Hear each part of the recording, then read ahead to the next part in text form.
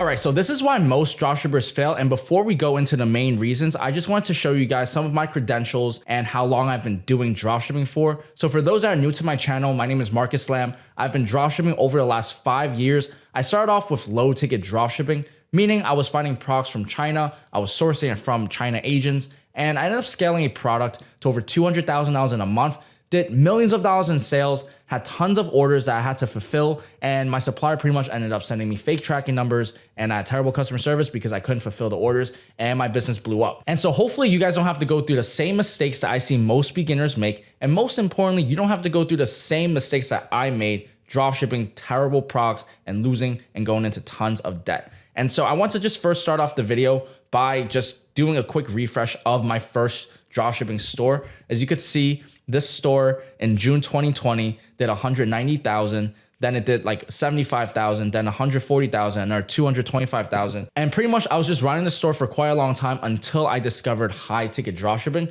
And I'll go more about that in later this video. But as you guys can see, I just did a quick refresh and the numbers are still here. And now we're gonna go straight into why most dropshippers fail. Okay, so this is why most dropshippers fail, and most gurus won't admit this to you. So the first reason why most dropshippers fail is because they're selling low ticket products. And low ticket products basically mean low price point products. Products that have low perceived value. When you dropship from AliExpress or basically any China product, you're going to have products that are low perceived value. Take this roseberry example. You could get this product for about $6.45, and you could probably mark it up to $20, $30, $40. But at the end of the day, this isn't something that's luxury. This isn't something that's high perceived, which is why I sold high ticket products that pretty much saved me. So the first reason why most dropshippers fail is because they sell low perceived products. And the way you combat this is by selling high ticket products. Instead of selling a rose bear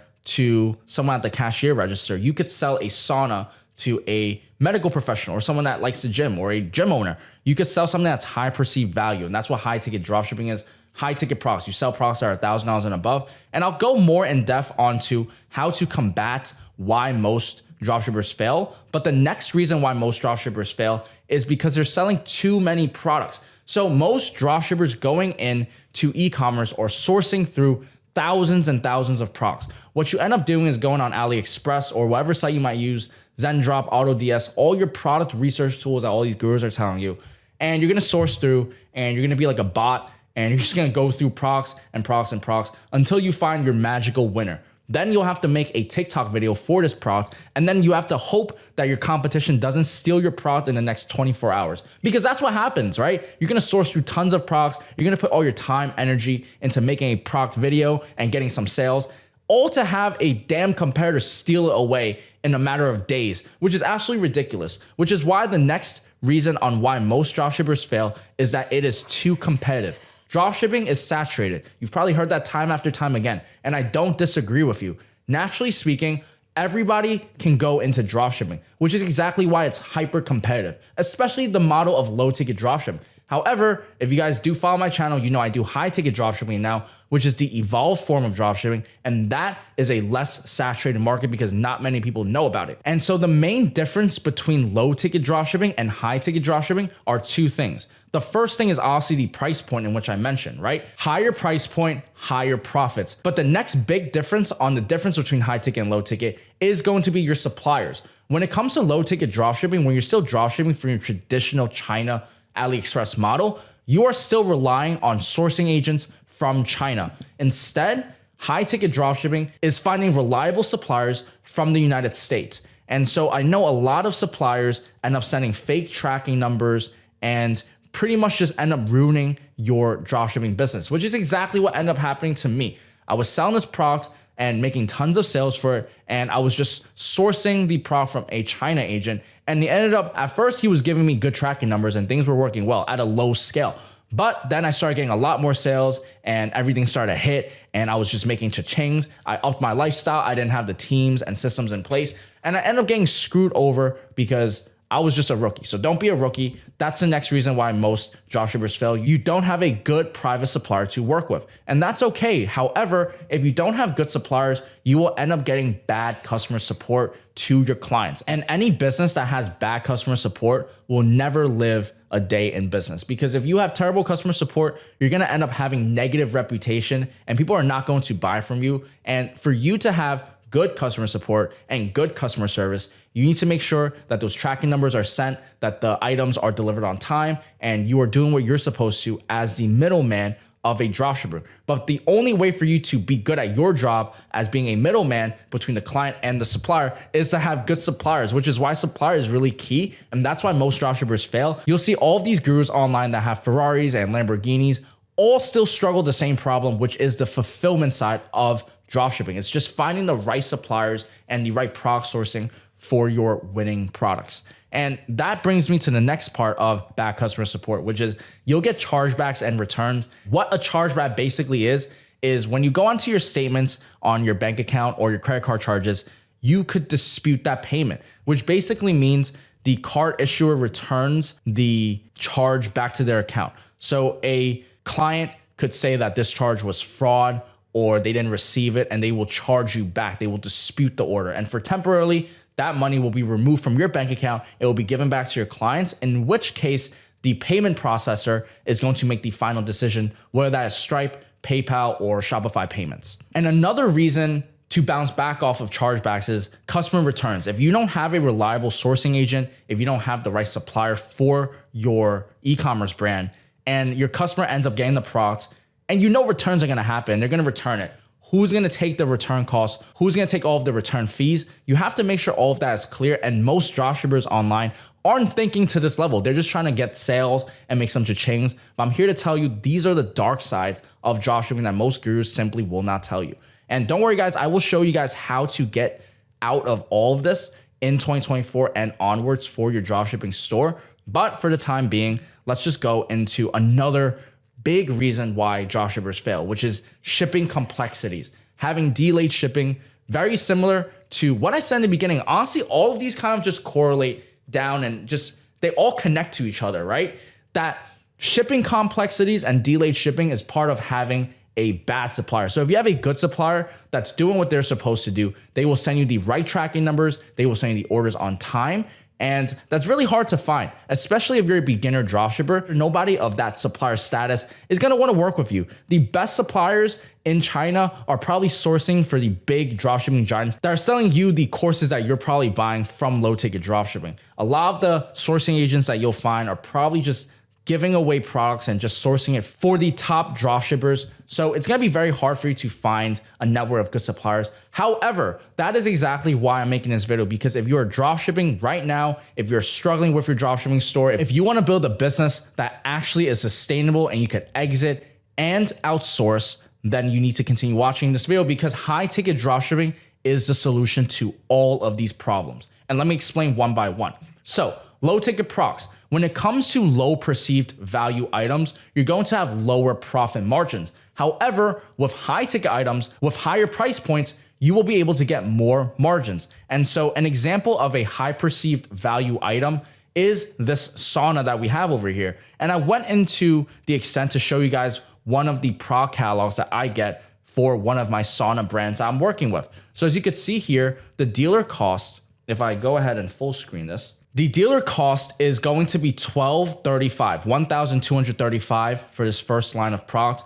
I'm supposed to sell it for $3,000, but I could only go as little as $2,000 pretty much. So this is something known as MAP. For those that don't know what MAP policy is, MAP policy stands for minimum advertising price. Pretty much this is the minimum advertising price that retailers could use to advertise the products. So basically, when I work with a dropshipping supplier, not only are they reliable, they also tell me the exact cost of the product, very similar to AliExpress and all of your China fulfillment centers. But I pretty much won't need to go into price war with any other competitors, because if your supplier enforces MAP, that means that nobody could go below a certain price point. That means in this case, nobody could go below $1,999, nobody could go below $2,298. But everyone's cost is $1,395, which at the end of the day, because this product is really high perceived value and we get a good price cost for it, that means we're gonna get good margins. It's actually gonna be able to build a good business for us moving forward. So that's the biggest thing when it comes to your catalog. It's having MAP so that there's no price wars, and having a good cost of goods sold, which is your dealer cost. And this is also some other examples of how drop shipping suppliers from high ticket work with you. They will give you dealer portals. And so this is an example of a dealer portal. And what dealer portals will basically entail is once you log in, you'll have your own special discounts. So I'll log into one of my dealer portals. And as you can see, I have a product that's on retail, $1349.96, and I get for about $1,079. So I have about $300 to $350 profit margins for this product. For this product, I'm selling it for $5,599,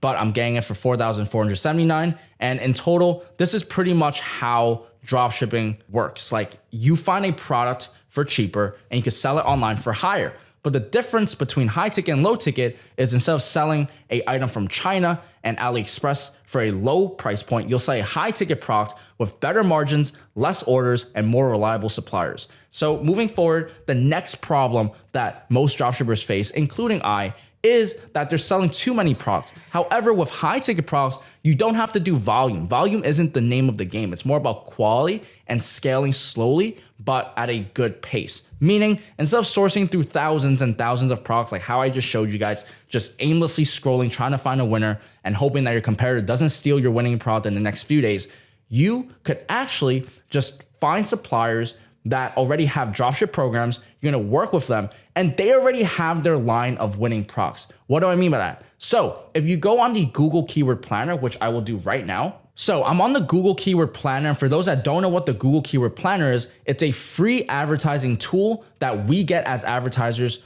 as we pay money to Google and they give it to us. So basically, if I search up Infinity Massage Chair, Infinity Massage Chair is a massage chair brand inside high ticket dropshipping. It's just one of these dropshipping suppliers and they have dropship programs. And this is just a brand. This is just an example of a supplier in the high ticket realm. And if you go on the Google Keyword Planner, you will see Infinity Evolution Max 4D Massage Chair, Infinity Evo Max 4D Massage Chair, Infinity Imperial Massage Chair. You could see that although there's lower search volume, right? 200, 300 is less than 9,000.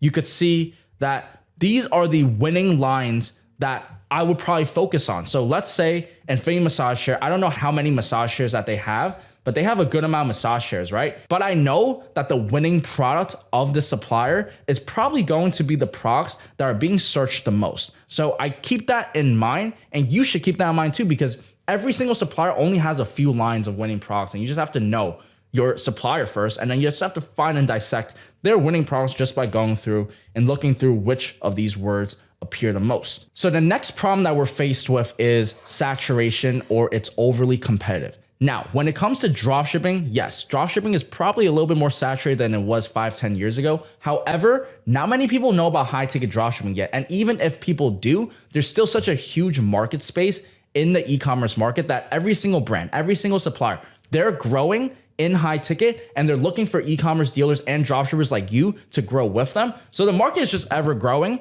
and it's completely new, which means there's not that many YouTube videos out there, but there still is a little bit. And it's just a great time for you to jump in if you do have the necessary criteria to do so. By the way, if you are looking to get started with a high ticket dropshipping store, make sure you go ahead and you apply for our coaching mentorship. We will help you get to $10,000 a month profit in the next 24 weeks. Let's see if we're a good fit for each other. Just apply in the application down below. So when it comes to market saturation, it all depends on your industry. It depends on the amount of dropshippers inside your high ticket dropshipping industry. And traditionally, yes, like dropshipping is competitive and dropshipping is saturated. But if you go into high ticket e-commerce, high ticket dropshipping, you could go into any of these industries and I guarantee that you'll be able to make a killing if you follow our blueprint on me and Trevor's YouTube channel and our free courses to a T. Because even if you're in a sauna niche, electric fireplace, as long as you choose these niches and any high ticket niche, you're going to have a really high chance of making sales. Again, high ticket dropshipping is still really new to the entire market. And so it doesn't hurt for you to go into any of these industries right now,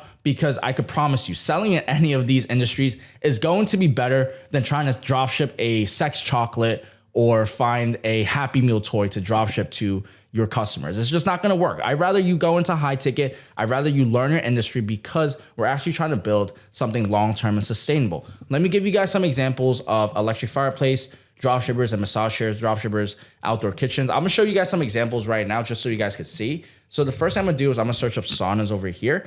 And you could see on the Google Shopping side, I'm just going to pull up all of these people that are dropshipping saunas right now. Okay, so boom, you could tell that this is a dropshipper because a lot of dropshippers will put the brands over here, which is really good for us because when you're dropshipping high ticket, you want your customers to know your brands. And so it's a slippery slope because your customers are going to know your brands, but dropshippers will as well. But you could pretty much see that there are tons of different brands that you could sell here. So let's just say Sunray Saunas, for example, and you could see pretty much all of these people that are selling Sunray Saunas. And you might look at this and be like, wow, there's a lot of people. So the only way we verify to see if a market is good or not is, again, we have to use a Google Keyword Planner. And then you have to assess by looking at the search volume. So you could see that this supplier, Sunray Saunas, has about 2,000 monthly searches every single month. And if we go back to our Notion doc over here, the best product types have about 50,000 monthly searches. The supplier should have at least 1,000 monthly searches, and the really good suppliers are 10,000 monthly searches. So let me give you guys some example using these suppliers over here. So saunas, right, is going to be at least 50,000. It needs to be 50,000. So boom, 246,000. What does this mean? It means that there's just more market. There's more market to be shared. There's tons of people that are looking for saunas, and you could actually sell in it. And if you look at Sunray Saunas, you'll see that this brand has about 2 to 3,000 monthly searches, which is exactly what we wanted. And good suppliers have really huge search volume. So for example, over here, Dimplex Fireplaces has over 100,000 monthly searches, which is absolutely killer. And this is an example of high ticket dropshipping suppliers, and they have tons of search volume, which means the more people that are searching for it, the more people that are looking to buy, the more market for you. So is it really saturated, or is the market just growing? It depends on perspective. If you learn from the best, you will be the best. That's why you have to apply for PeakFlow Academy. Now, the next reason why most dropshippers fail is because you have unreliable suppliers. However, when you work with high ticket suppliers, you will naturally work with branded suppliers with their reputations on the line. So a lot of these brands out there, they already are established. They already have their own customers and people already know about them. So that means if they actually try to mess you over, send you some fake tracking number, which they won't, they're gonna end up tarnishing their own reputation. So when it comes to shipping and when it comes to fulfilling the orders, most suppliers will have BOLs in place and all of the logistics will be figured out from the supplier's end. So a BOL stands for bill of lading, which is just a formal agreement of the shipping between the supplier and the customers. So you'll have all these formal documentations, and that just really goes and helps a lot, because if you have reliable suppliers that have legitimate fulfillment services, that means you won't have bad customer support. And when it comes to bad customer support, it's really just another way of saying bad communication with your supplier. Now, if you understand communication, you know that communication is something that you have to meet in the middle. Even if we try to do our best communication, if the supplier doesn't communicate with us, it's gonna be very hard to have good communication. That's why it's important to have reliable suppliers, suppliers that are reputable, suppliers that are already established and been here, because they have tons to lose on the line, just like we do if the customer gets something wrong. Now, in order for you to have good communication, and what that basically entails is by sending over tracking numbers to you in a timely fashion that hopefully work, and responding to your emails if there are any problems with a particular order. For you as a dropshipper to relay that message, you wanna make sure you have a 1-800 number and you have live chat available for your customers at any time. Take this dropshipping brand, for example. This is a high ticket dropshipper that makes millions per month. And you can see they have a live chat that they pretty much have 4 people on duty right now. They respond within 5 minutes. I bet they have a 1-800 number right here. They have email support. They have times of established hours. They have the live chat. They have everything that you need in terms of good customer support. And that's why this brand does what it does. Because when they do have a customer order, they're gonna work with a supplier that actually cares about the product, and they're gonna do what they do, which is good live chat and good email plus 1-800 support, call support, and pretty much just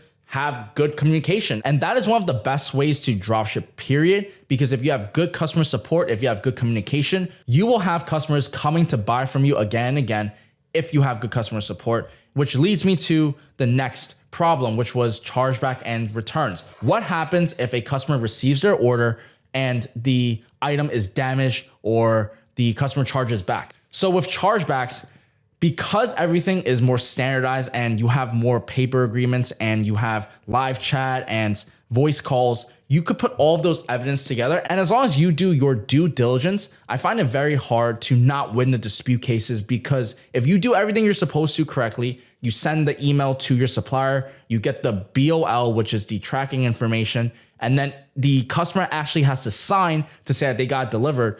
How is the customer going to refute you? If they say that the product never arrived, you have the shipping agreement that they signed. If the order was damaged, they'll most likely message you first and they'll let you know that the order was damaged so that you could go ahead and rectify the situation. That brings me to my next point. What happens if the order arrives damaged, and who takes responsibility? Now, if you work from China, most of the time your private sourcing agent is not going to want to take those returns. They're going to make you eat up those sunk costs. However, if you work with reputable suppliers from high ticket, you need to just make sure that you contact them within the 30-day period. You make sure that you've written it in your return policies to your customers as well, or you're going to charge them a 15% restocking fee.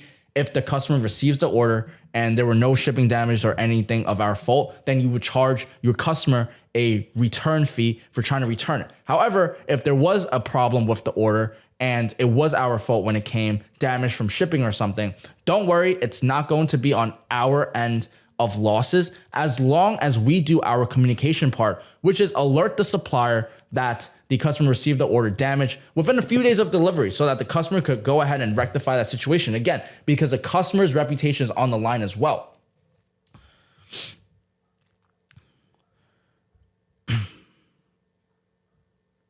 The supplier will cover the shipping, and the supplier, if you notify them in time, will take care of the return fees and the shipping costs to return the product if it left their warehouse damaged. So just having a good network of reputable suppliers and having good communication is pretty important.